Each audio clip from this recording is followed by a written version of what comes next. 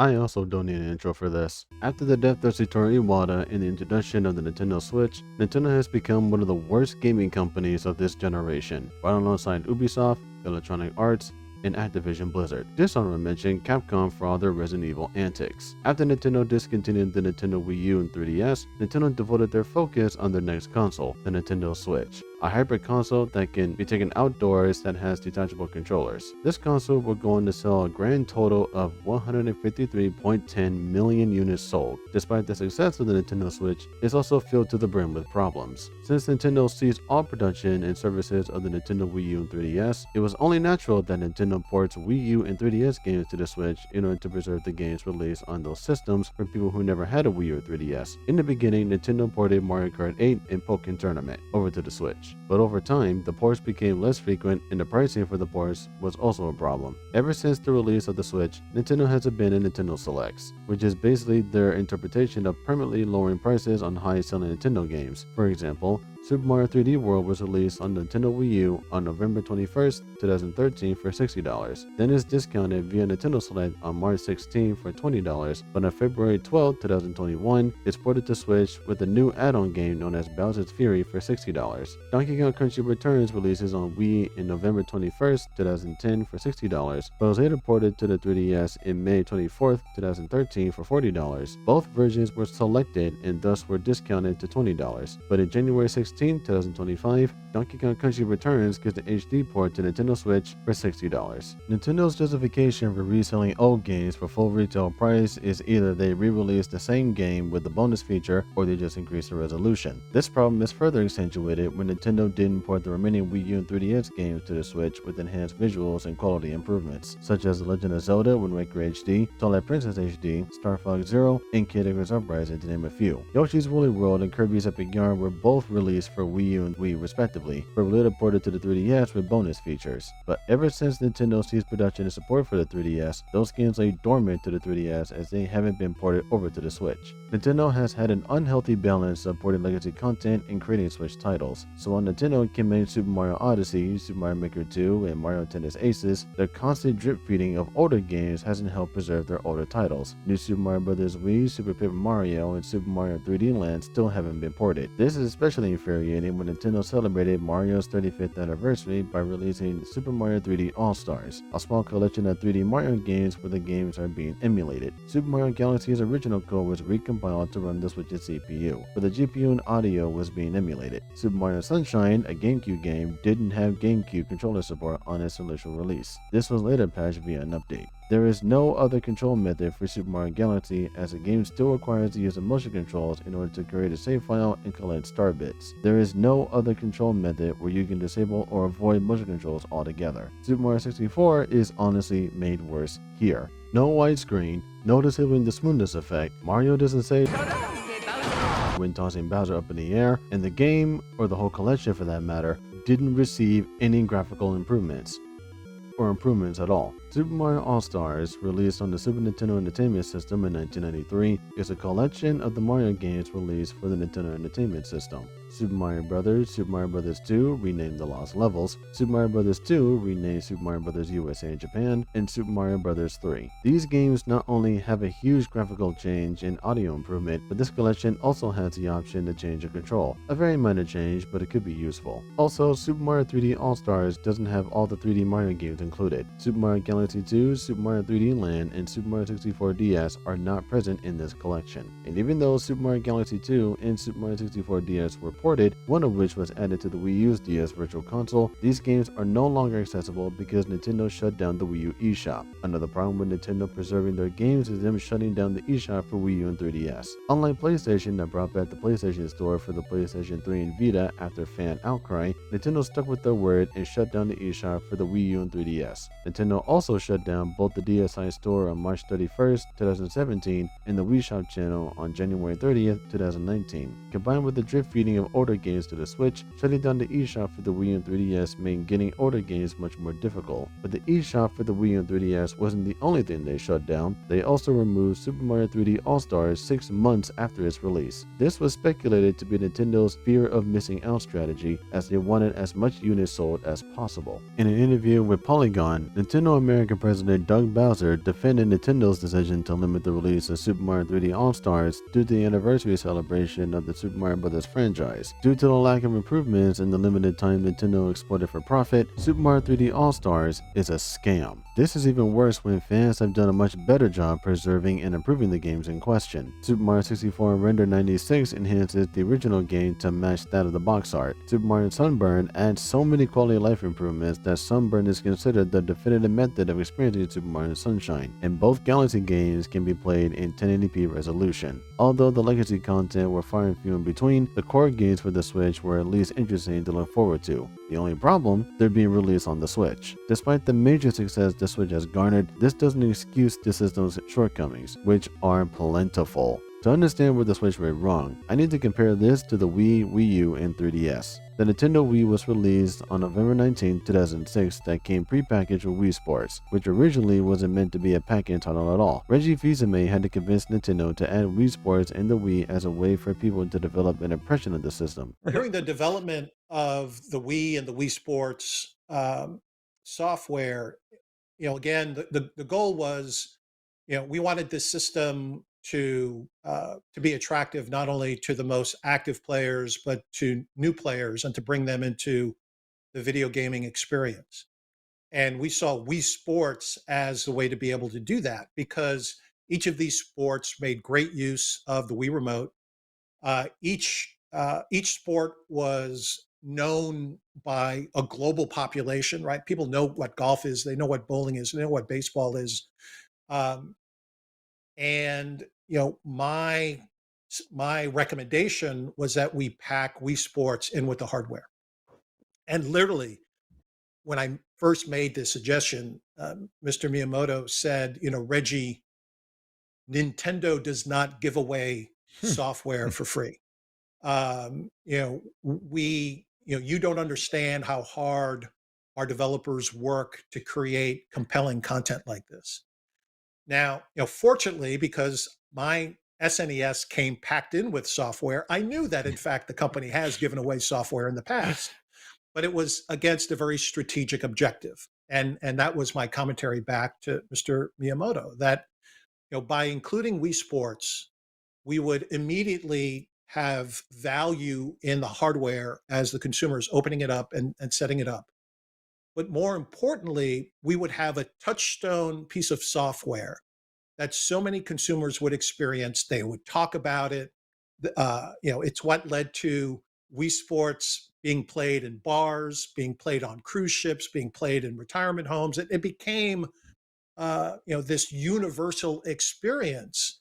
Um, but he was not happy when I first made the suggestion to the point where, on a subsequent visit to Kyoto and the headquarters, the team showed me software that would become We Play. So a collection of mini games, and those themselves were fun as well, but they didn't have the connective tissue that Wii Sports had with all of the experiences. So then I proceeded to piss Mr. Miyamoto off again by suggesting that we bundle We Play with the Wii Remote. And he was not happy about that either. But in the end, in the Americas and in Europe, Wii Sports was packed in with the Wii proposition. It was not in Japan, which created a bit of a test market. And it was obvious that in the markets where Wii Sports was packed in, that Wii became much more of a phenomenon.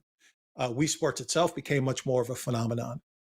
And we did pack the remote with We Play, and I think it became the fifth best-selling piece of software in the history of Wii. So, That's a right. couple early wins for me, and luckily initiatives that worked in the marketplace. Needless to say that the Wii was Nintendo's greatest success. Plus, the Wii came with its own main menu when you start the system.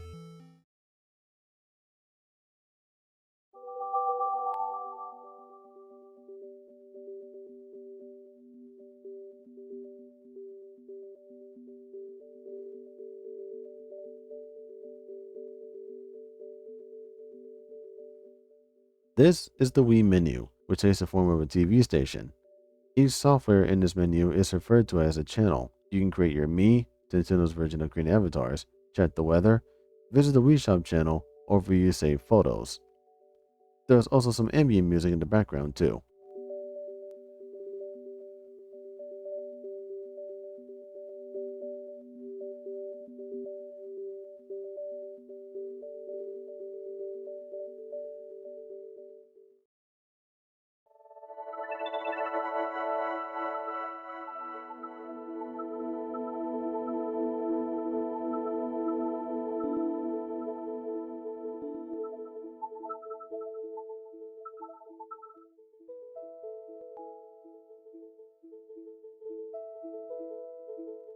Next is Nintendo 3DS. After the system demonstrates its 3D capabilities, you're greeted to its main menu. Not only is there ambient music, but each software has its own little music jingle when you hover over it.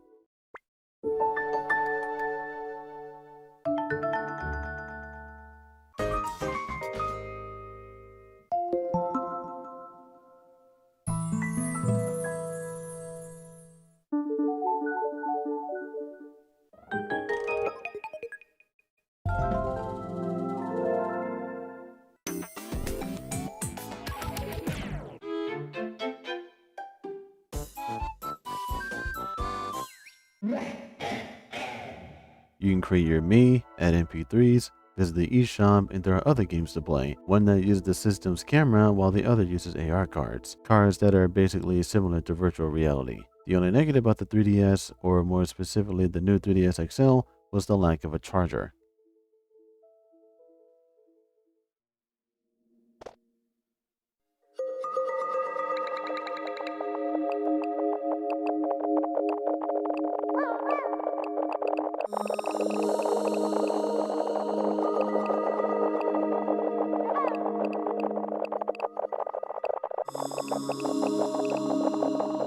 Finally, there's the Wii U menu, also known as the Wara Plaza. Wara being the Japanese onomatopoeia for hearing a bunch of gibberish. There's ambient music, means that show up comments and artwork. There's Miiverse, which was Nintendo's version of social media, and there's even a beat that plays on the Wii U gamepad.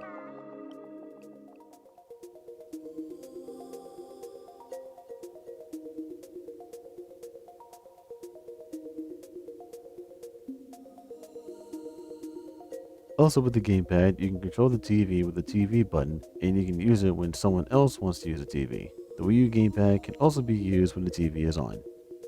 Now take everything you just heard and saw and compare that to the Nintendo Switch. This is the Switch's menu.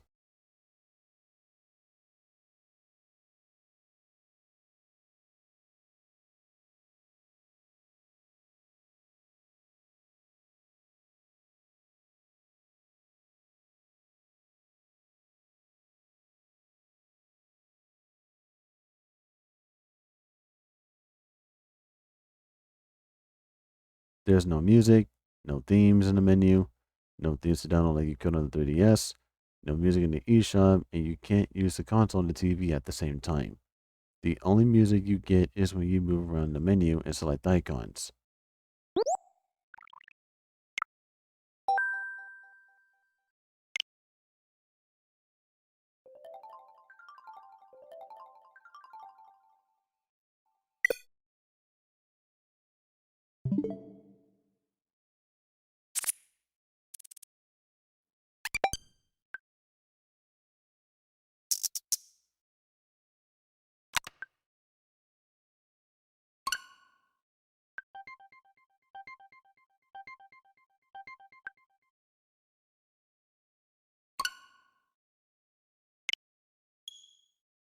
But that's just what happens inside the console, for the most part. Besides the inability to use the Switch console and the TV simultaneously, the Nintendo Switch was just filled with problems. The left Joy-Con not responding, the Nintendo Switch bending, the Nintendo Switch cracking, the micro SD card slot melting, the Nintendo Switch screen scratching when docking it, and the biggest controversy in Nintendo history, Joy-Con drift. There comes a time when controllers suffer through stick drift, that being analog sticks that are damaged and point towards a direction without any human input, but no controller suffers through stick drift as the Joy-Cons do. Whether it's the build quality or dirt and dust piling up inside the device, these controllers have become some of the worst controllers that Nintendo has ever made, and they have suffered backlash and lawsuits, one of which from a literal child, because of it. People would send their drifted Joy-Cons for repairs or they would replace them altogether. Then came the Etika themed Joy-Cons that paid homage to a YouTube user named Etika or Desmond Daniel Amofa, who passed away on June 19, 2019. Nintendo issued a cease and desist and the Etika themed Joy-Cons were no longer manufactured. Then came the Switch Lite, the miniature version of the Switch. This system has no detachable controller, so if the stick drifts, the whole console needed repairs or be replaced altogether. The Switch will later be upgraded, if you can call it that,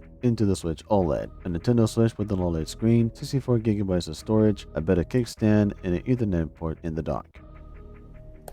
Wait, I shouldn't clap for something that should have absolutely been there originally. But the Joy-Cons were still subjected to Joy-Con drift, and almost all other issues with the Switch remained intact. But at least there were some Switch editions that actually looked more presentable and creative when compared to the original Switch. Fast forward to the Switch 2, where everyone had their hopes up. They wanted this console to not only address the problems that the Switch 1 had, but also be more powerful than the previous Switches. Bigger screen, 1080p resolution, 120 frames per second, an LED screen with HDR support, this is not OLED. The Joy-Cons are magnetic, though they do not have Hall effect analog sticks, so they can still drift and have drift. Mouse controls for the new Joy-Cons, 256GB of storage, not 512GB or 1TB, and other improvements, whether it be sound, the kickstand, or more USB ports. Now, here is where the Switch 2 effectively destroyed and exposed Nintendo as a greedy, stubborn, heartless company. During the presentation of the Switch 1, Nintendo revealed the availability, the pricing, battery life, and the Joy-Cons. Nintendo during the Switch 2 presentation did not showcase the pricing, the battery life, and even hit the pricing for their then upcoming launch title, Mario Kart World. The Nintendo Switch 2 launched on June 5th, 2025 for $450 on its own and $500 with Mario Kart World included. Mario Kart World launched on the Switch 2's launch for $80, though it was reported that the game physically would be released for $90. Not only did this game suffer through meaningless gameplay such as driving from one course to the next, a free roam where characters search for P switches, and Nintendo forces players to play the game per their intention, the character roster, lack of quality in the animations, and the fidelity also suffered. Due to this, players either quit playing the game and went back to Mario Kart 8 Deluxe, or they devoted their time to Sonic Racing Cross Worlds. And when the Sonic game does better than a Mario game, whether it be mainline or spin-off, that's how you can tell that Nintendo really messed up. Nintendo's releases of Switch 2 games have gaps between them. Mario Kart World released on June 5th, 2025, Donkey Kong Bonanza released on July 7th,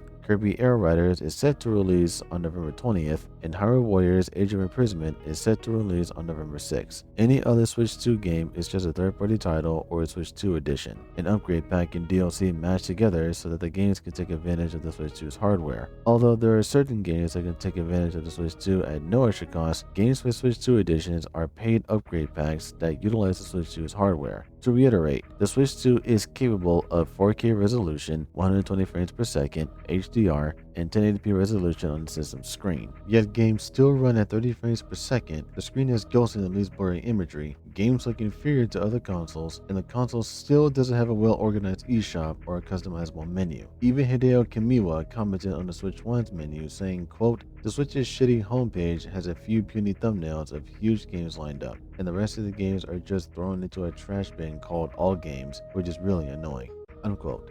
Previous Nintendo hardware didn't have these issues of poor build quality or poorly made menus. The Switch, after its release, exposed one problem after another, and because of this, I can say with confidence and yet be criticized for saying so, but it is of my humble yet controversial opinion that the Nintendo Switch is the worst console that Nintendo has ever created. A hybrid console with some of the worst build quality I have ever seen. A menu that is uninspired and lacks any or all character. No proper way to organize purchased games. Insufficient memory capacity, both on Switch and Switch OLED, and not carrying over features that were on the Wii U and 3DS makes the Switch even more inferior. Despite the success of the Switch, it still left a lot to be desired. And yet, it gets worse. The Switch 2, though it is a technical improvement, is even worse than the Switch. No Hall of Fame joysticks on the Switch 2 Joy-Cons, no OLED screen, not even close to 512GB or 1TB of storage, and a $450 console that has 4K output and 120Hz, yet certain games require a $10 upgrade pack or Nintendo Switch Online membership to have games run on a resolution and frame rate they should have ran if they were actually optimized properly. Paper Mario The Thousand Year Door ran at 60 frames per second on the Nintendo GameCube in 2004, yet the Switch Remake ran at 30 frames per second in 2024, and unfortunately, the Switch 2 doesn't enhance performance. For games that have DLC mixed with the upgrade pack, not only can't you buy the DLC separately, but the price is double from the usual $10 upgrade pack. Switch 2 editions of Switch 1 games are another scam because besides just inserting a Switch 1 game into a Switch 2 system and having the game run better that way via re-optimization or perhaps a recompilation, Nintendo is charging people the accessibility to use the purchased hardware. This is even worse when games with DLC, such as The Legend of Zelda Breath of the Wild, didn't get a Switch 2 re-release with the DLC included. Along with the Switch 2 edition, you have to buy the DLC separately. People already spent $450 on this device and they can't even upgrade their old games for free. PlayStation 5 allows PlayStation 4 games to be upgraded at no cost, not counting any pointless remasters. And they're also charging for Game Chat, Nintendo's communication service on the Switch 2. People have speculated what the C button on the right Joy-Con does. This activates Game Chat, a communication software that allows up to 12 people to communicate with others, and you can also display yourself with Nintendo's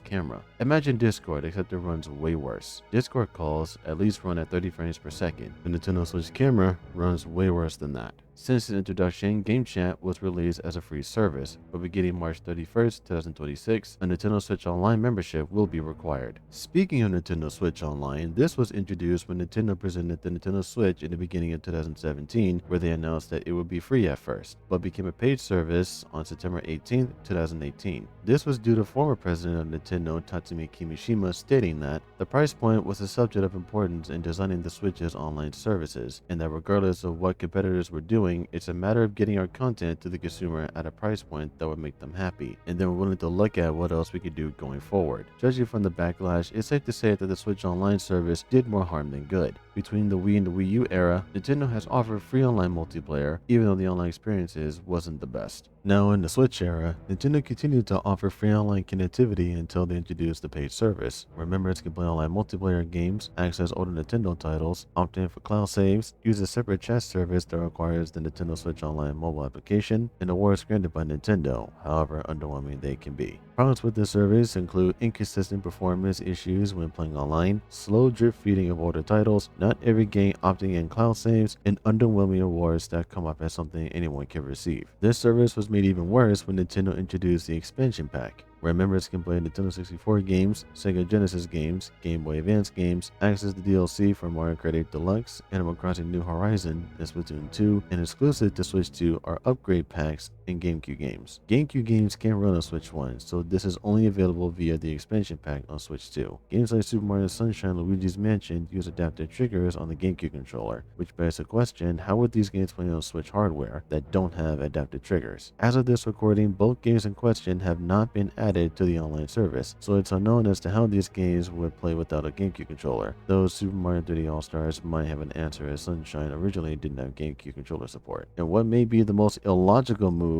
that Nintendo's ever made: the return of the Virtual Boy, also known as one of Nintendo's greatest failures. This is making a return for the modern era with a Virtual Boy accessory exclusive to the Switch 2 for $100. And keep in mind, there are only 22 games for the Virtual Boy, yet Nintendo thinks it's worth reviving with the Virtual Boy accessory to boot. Unlike the pricing that PlayStation and Xbox demand for their online services, Nintendo does offer affordable plans by comparison: $4 for 1 month, $8 for 3 months, and $20 for 1 year. The price for the expansion pack is $50 for 1 year, not counting the family plan that costs $35 per year for the regular plan and $80 per year for the expansion pack. There are no other payment plans. You have to pay for the full year if you want access to the online service via these family plans. Though cost effective, if you avoid the expansion pack, Nintendo Switch Online can be a decent plan, but this service is entirely pointless when you consider the free online services that the Wii U and 3DS used to have, old Nintendo games that are available in the classic editions, virtual console, and even emulation. You're better off not bringing your Switch outside in order to reduce the risk of the device being damaged or stolen, and the chat features, both Game Chat and the Switch Online app, can be entirely neglected by making making regular phone calls or using other calling software like Skype or Discord. And the awards that Nintendo offers are not only far and few in between, but the awards are better sold as regular content. So far, Nintendo has expressed their greed via the Nintendo Switch consoles, Nintendo Switch Online service,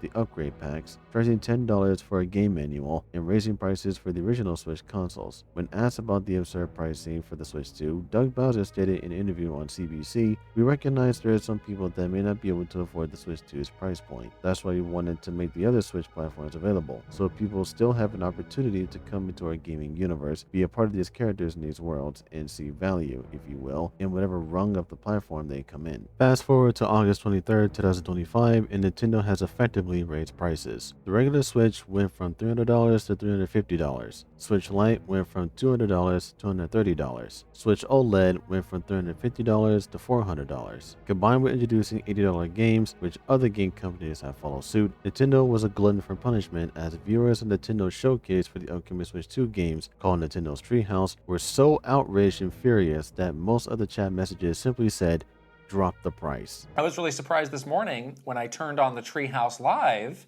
and saw Mario Kart, Donkey Kong, and Metroid, which all looked amazing. But every comment in the chat was, drop the price. All caps, drop the price. The whole duration of the Treehouse Live. And I thought, oh, maybe they'll do this for a little bit and then you can shift the conversation back to how great these games look, whatever. But no, for the duration of the entire stream, that was it. Right, and it felt like yesterday this conversation was sort of bubbling up and people were starting to understand the full pricing plan because it was confusing. Yeah. And it just exploded today of really people being really unhappy about this. And like, I don't want to try and blow things out of proportion, but this does feel like a true crisis moment for Nintendo. It does, and it's the thing that you don't want to happen when you reveal new hardware and new games. You want people to focus on the cool things that you're showing about Switch 2, the cool things you're showing about all these games, and it becomes a crisis when everyone's attention is on this whole other thing and it's giving it a very negative spin. Today during the Treehouse event, which I was watching, it got completely ruined because the fans took it over. Because the fans are not happy. And if you do not address this, Nintendo, it's going to become a problem. Now, I wasn't sure how big of a problem this was until I saw that Treehouse event.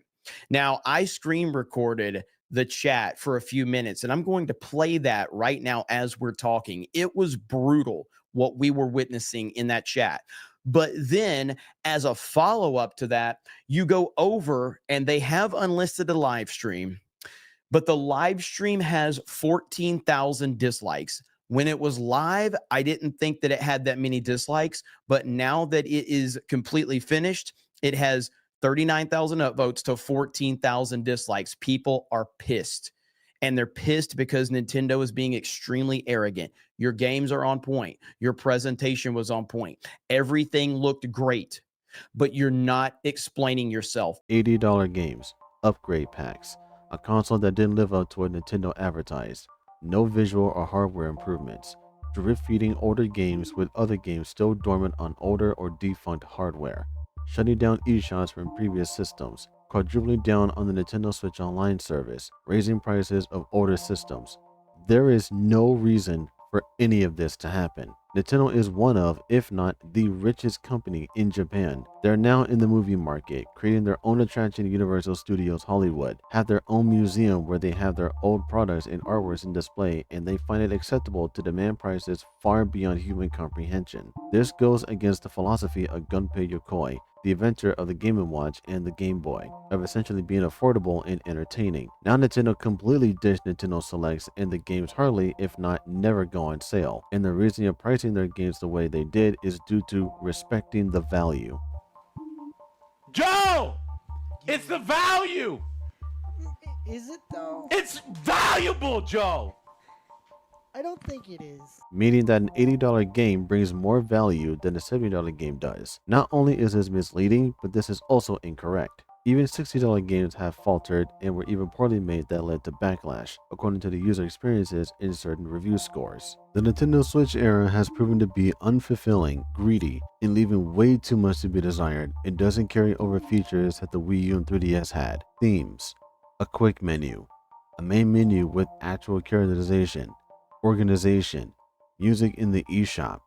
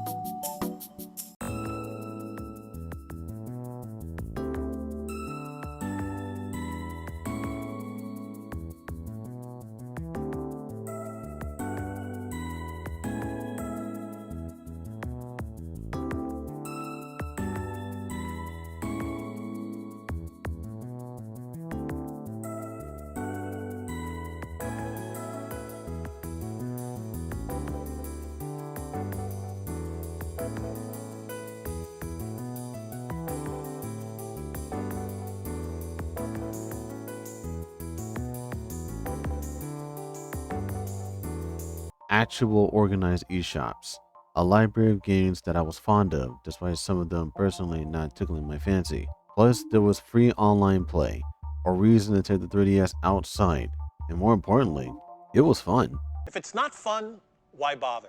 Why bother wasting money on a system that has the worst build quality, the worst case of stick drift, an online service that does need to exist, and missing features or legacy features that weren't carried over? This era was doomed from the moment Satoru Iwata passed away, and even though there are top-notch games on the Switch, it still wasn't enough to preserve Nintendo's legacy. And this became even more evident when Reggie Fils-Amie retired from Nintendo on April 15, 2019.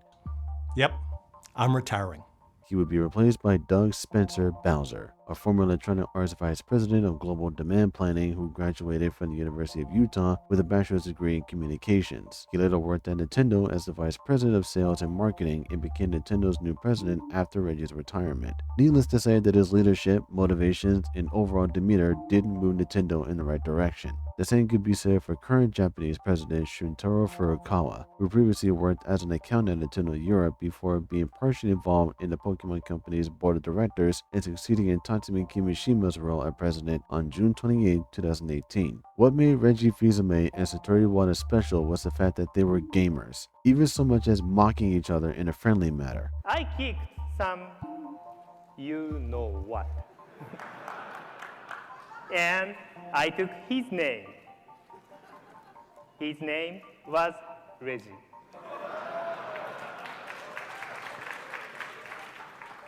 As Nintendo president, I'm also all about asking questions. So Reggie, I have a question for you. Who's your daddy? Reggie and Satoru weren't just business partners, they were friends. They had a healthy relationship working and playing together. On a personal level, he was my boss and he was my mentor and he was my colleague. But most of all, he was my friend, and I'm a better person for it. And I think every gamer is better for having Mr. Iwata's vision and talent help inspire and shape the passion we all share. Those days came to an end when businessmen who don't play games or who aren't gamers were hired to run the most profitable company on the planet. They seek profitability and will do anything in their power to ensure that. Due to the motivations of these businessmen, Nintendo not only became anti-consumer but anti-friendly, and this coming from a company that has a long history of being antagonistic towards its fans and those that support Nintendo, whether it's a fan game, a community event, a charity, or just something genuine and selfless. Nintendo will send a DMCA notice to take down anything they deem malicious or threatening to their company or their operations. There's even a website that archives all of the lawsuits that Nintendo has issued, which are far too many to list. But here are a few honorable mentions just to give you an idea of just how merciless Nintendo can be. Nintendo filed a lawsuit against a Costa Rican supermarket named Super Mario for trademark infringement. Nintendo has filed a lawsuit against Pocket Parrot, the developer of Pal World, alleging patent infringement related to game mechanics similar to those in Pokemon games. Yuzu, a Nintendo Switch emulator, and Citra, a Nintendo 3DS emulator, were shut down after the developers settled a lawsuit with Nintendo for $2.4 million. The organizers at EVO, the Evolution Championship Series, made a tweet stating that Nintendo decided to remove the Smash tournament from the lineup of games in 2022. The Gilver Sonner YouTube channel used to post video game music soundtracks. It received more than 2020 copyright blocks from Nintendo, forcing the owner of the channel to remove the channel. This next one is even more egregious. Nintendo takes down a Mario Battle Royale game, and for Mario's 35th anniversary, Nintendo steals the idea and uses it for Super Mario Bros. 35, a Battle Royale game where 35 players compete against one another to be the last one standing. This game was only available for Switch Online members from October 1st, 2020 to March 31st, 2021. As protective as Nintendo is with their intellectual properties, it's also unprofessional to treat innocent fans and followers of Nintendo with such hostility that Nintendo themselves would go so far as to shut down a fan game and use the idea of that said fan game they shut down in their own game that they eventually shut down themselves. There is no problem with people creating fan games as long as nobody tries to profit from them and they're legitimate. People have devoted their talents and knowledge into making these games, and instead of either pitching their ideas or outsourcing to make their creative visions officially licensed, Nintendo would issue a cease and desist and try to gain whatever financial gain they can possibly obtain. Nintendo sued a Canadian hacker who worked for a hacking group called Team Executor, who sold hacking tools and devices. This hacker, named Gary Bowser, was sentenced to prison for 40 months and was fined by Nintendo to pay a grand total of $14 million. Gary Bowser was 54 when he was incarcerated. First, Nintendo exposed their greed, then their animosity towards their fans, and even people on YouTube. Nintendo also didn't take too kindly to people either uploading or streaming Nintendo games on YouTube, so Nintendo created the Nintendo Creators Program, a program that allowed people on YouTube to upload videos in exchange for 60% of an individual video's ad revenue or 70% for registered channels. This program was later shut down in December 2018, but the animosity against fans, customers, and casual players did not cease, as Nintendo was fully aware of Switch emulators, hacking, and even piracy. This prompted Nintendo to update their user agreement to prevent any malicious actions, or lack thereof. If anyone tampers with any Switch 2 device using a MIG cartridge to back up their game saves or use a used copy of a Switch 1 game, the online connectivity will cease to function, thus blacklisting the console, or the term that is commonly used for this scenario, bricking. It happened. I saw earlier today some people posting on Reddit that their Switch devices were getting banned. I figured, let me see how mine's doing. I didn't do anything wrong. I just tried the MIG switch on the day of the Switch 2 release, and guess what? Oh yeah. Super banned. When the Switch 2 bricks, you cannot go to the eShop, play games online, and the Nintendo account that's linked to the device needs to be removed to regain access to the virtual game cards. These cards are Nintendo's answer to making digital games flexible and convenient. You load a digital game into a Switch and you can play that title. You can also share that game with someone else for 14 days. Afterwards, the virtual game cards return to its rightful owner. So instead of just loading your Nintendo account on another Switch to grant access to the games that you purchase underneath your account on the Switch that has that game, you instead have to share your games with someone that doesn't have that purchase title and lose track of that game instead of accessing your whole account on other Switch consoles. It's like buying games on Switch and then you just share whichever game you want to share and lose access to that for up to 2 weeks. Instead, you log into your account and you have access to that account's library of purchased games. No need to load and unload games just to share them. And while on the topic of game cards, there are also game key cards, empty cards that requires a download of that game's data just to play that title. You buy an empty game card, you use an internet connection, if it's stable enough, to download the required data for that game card, and then the game is ready to play. Not only is this counterintuitive when it comes to buying physical games, this makes buying physical games completely pointless. Buying a physical cartridge just to download a game, you're better off buying the game digitally. In fact, if you either have a physical or digital copy of a game, you should be able to just have access to both types, so long as the data is in the system. If you buy a digital game, you should be able to play that game on that system either as a digital or a physical game. That is how flexible and convenient games should be, but they're not.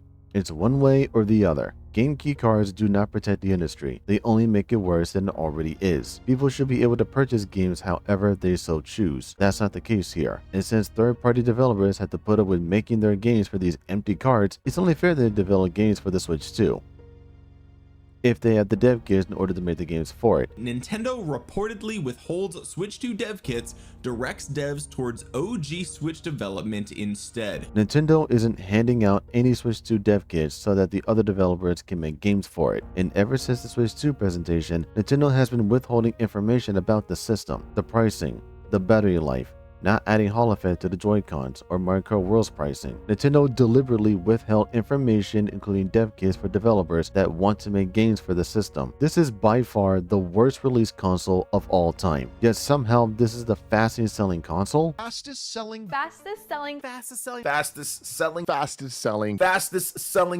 game console of all time. Ever. I'm gonna have to disagree on that. The way that Nintendo has kind of been going for this launch, they're very focused on the marketing angle of things. But by delaying that launch, they get to say best console launch, best first month. I don't remember what the American number is, but the Switch 2 is on pace to be tied with the Switch 1 by the time they both hit September. This console may have sold like hotcakes during the first month or two, but those sales have declined and are subjected to pick up during the holiday season of 2025. But that's just speculation. This era of Nintendo has been an ongoing train wreck since the death of Iwata in 2015, and it's still continuing. Nintendo's ongoing campaign of milking their consumers and fans dry is setting a standard that their business practices is becoming the new standard in the gaming industry. Overpricing consoles and games, online services, forcing people to submit to an antagonizing user agreement, which Brazil's consumer protection agency, Procon SP, has deemed Switch 2 breaking abusive and a violation of the country's consumer protection code. As of this recording, there have been no updates on the matter, but this indeed needs to be addressed further. Bad build quality of hardware and accessories, and treating people like cattle just to maintain profitability. It's been proven that die-hard fans will wait in line for anything that companies would dish out and resulted to being used because of it. People keep buying these products without doing any research to determine if they want to spend their hard-earned money on these products. They just get excited for the product, wait in line for the product, purchase the product, and enjoy the product. Rinse and repeat. Don't ask questions. Just consume product and then get excited for next product. Not only do people need to develop better standards and refrain from spending money on what they think is a good product, but they also need to hold those in question accountable for their clearly terrible business practices and decisions. And it starts by doing these 3 acts. 1. Stop buying Nintendo products. Don't buy the Switch 2. Don't buy their accessories or their controllers, some which have raised prices due to market conditions. Don't spend money on upgrade packs just for games to take advantage of the hardware that you bought. Don't pay for an online service that has no reason to exist. And don't buy games that are either unfinished, missing content that Nintendo's treating like DLC, or as a separate title. 2. Speak up and speak out. You're already voting with your money. Now it's time to vote with your voice to hold companies like Nintendo accountable and to ensure that they don't get the treated like cattle. If you have a voice, let it be heard. Ensure that Nintendo doesn't pull any more stunts like the Switch 2 or the pointless patents and lawsuits, because this company has gone away for far too much for too long. 3. And this is a stretch, so just bear with me. Support fan projects. People that love Nintendo's IP show their affection with the various fan games and projects out there. Super Mario Bros. Remastered, another Metroid 2 remake, Mother Squared, Star Fox Event Horizon. These are fan games made by talented artists, writers, and computer experts who know how to bring a passionate piece of work to life, and it has paid off tremendously. If Nintendo won't even take the time to give their dormant franchises anything new and exciting, then it's of your best interest to look elsewhere. Support games with actual passion and creativity by people who have what it takes to make their own games in the future. Nintendo has ruined their own image all for the sake of their greed and hubris. 2 sins of the game industry, or any industry for that matter, that can, and has and will, effectively destroy businesses and companies. Billion-dollar companies that continue to seek money despite having tons of money, barely putting any effort to create products and experiences worthwhile, constantly belittling their audience and customers and treating them like a resource, all while continuing to exploit a medium that got people together where they forged friendships, relationships, or was just there to provide company money when we need it the most. None of those virtues matter, and business people and executives alike continue their never-ending crusade for something that honestly isn't all that substantial. For Nintendo, who has done more harm than good, with or without Satoru Iwata, Reggie Fils-Amie, or even Gunpei Yokoi, this is how greed and hubris ruins a company. With selfish neglect, with the pursuit of profits, with the lack of effort, and not delivering on their promises, and continue to disrespect the people that constantly give them chances over and over and over again. People still watch Nintendo Directs despite the Directs not being worthwhile anymore. They don't film a location, they don't have any funny skits anymore, and they hardly show any games worth going crazy for. Nintendo Directs have become progressively worse, and the videos are just plain bad. All they are just Nintendo employees standing in front of a green screen with weird techno or bland quirky music playing in the background, all while they announce games that are barely interesting. Bonus points if they're farming games that look cheap. This is not the Nintendo that Gunpei Yokoi and Reggie Fils-Amie left. This is not the Nintendo that Satoru Iwata died for and sacrificed half his salary for. Twice. This is not my Nintendo.